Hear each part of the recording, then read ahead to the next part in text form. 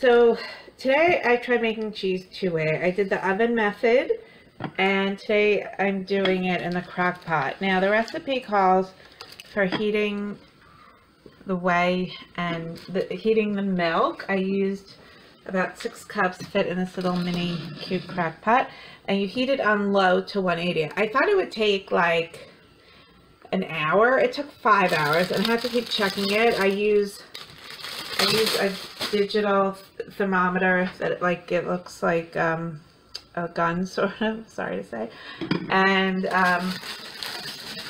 you put it in there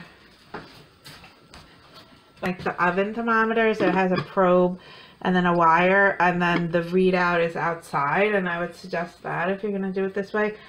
And then you unplug it and wrap it in a towel for another 6 hours. This is a nut bag. It came in a 2-pack from Amazon. It's nylon, and it has some uses like tea or cold brew coffee, or making nut milk or oat milk. It's finer than the cheesecloth, and it also is supposed to be simpler to clean. I don't know, I feel like I spent a lot of time cleaning it, but it is smoother and you don't get all the little curds caught up. So this is what it looks like after 6 hours of sitting. It looks very similar to the other one I made. I'm just going to move this bowl to the sink. I want to catch some of the whey. Okay, if you can move over here. And we're going to dump it in. Oops.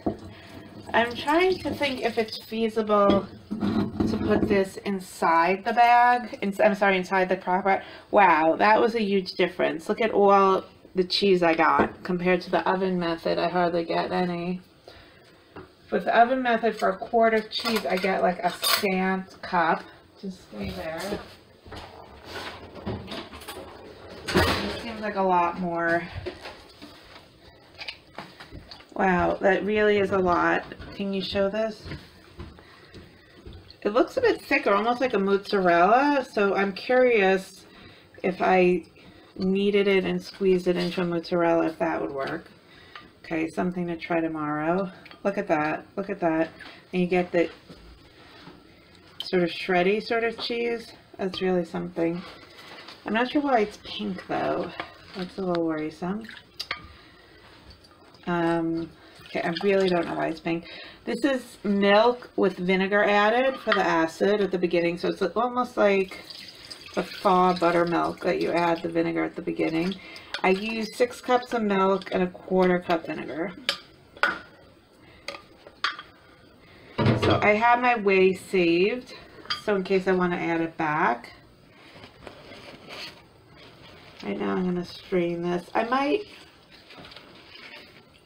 set the bag to hang for a while. We'll see. And therefore I might have a drier cheese than the cottage I've been making. Check out my blog www.theglutenfreemaven.com, and you'll see how it turns out. Now after I squeeze it, let's see what's going on. So I have a nice little ball here, and an interesting texture. It's sort of between a ricotta and a mozzarella.